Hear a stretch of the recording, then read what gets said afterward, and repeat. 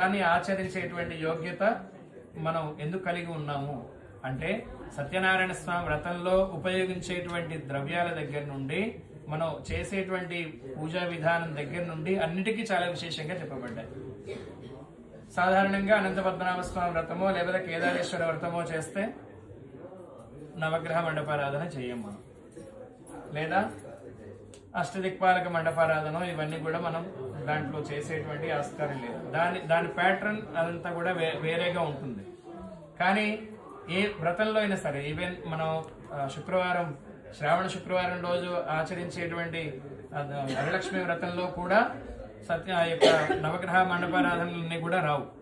కేవలం వరలక్ష్మి వ్రతానికి ఉన్నటువంటి దేవతలు ఆ దేవతలు మాత్రమే ఆహ్వానిస్తాం. కానీ ఈ యొక్క సత్యనారాయణ స్వామి వ్రతానికి మాత్రమే ఇంత ఎందుకు మహిమ కలిగిందంటే దీంట్లోనే నవగ్రహ మండపారాధన వస్తుంది, దీంట్లోనే అష్టదిక్పాలక మండపారాధన వస్తుంది, దీంట్లోనే పంచలోక పాలక మండపారాధన వస్తుంది. ఇంతమందిని ఆహ్వానం చేస్తాం.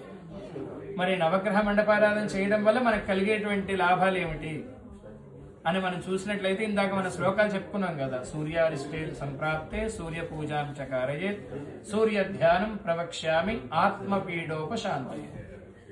ఆత్మపీడ అంటే మనకి కలిగేటువంటి ఆత్మ ఏమిటి? మనలో ఉండేటువంటి భగవంతుడే ఆత్మ.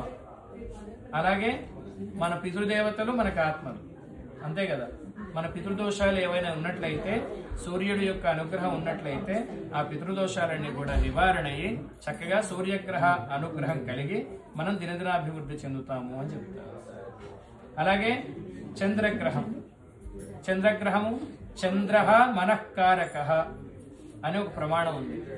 మనం మనసు ఏదైనా సంకల్పంతో దాన్ని ఆ సంకల్పాన్ని నెరవేర్చుకోవాలి అనేటువంటి ఒక కకావికలం అవుతూ మనశ్శాంతి లేదనుకోండి, ఏదైనా విద్యను అభ్యసించాలని సంకల్పం ఉన్నా, లేదా ఏదైనా ప్రాజెక్ట్ పూర్తవ్వాలని సంకల్పం ఉన్నా, లేదా ఏదైనా గృహం కావాలో లేకపోతే ఇంకేదో కావాలో, అలాంటి పరిస్థితుల్లో మన మనసు గనక సరిగ్గా మన మాట వినని పరిస్థితిలో ఉండి మనకు బాధ కలిగినట్లయితే అది మనోవేదన అవుతుంది కదా.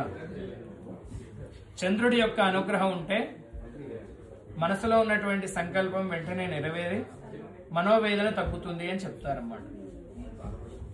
అందుకనే చంద్రుడికి చంద్ర మనఃకారక అనే ఒక ప్రమాణం ఉంది.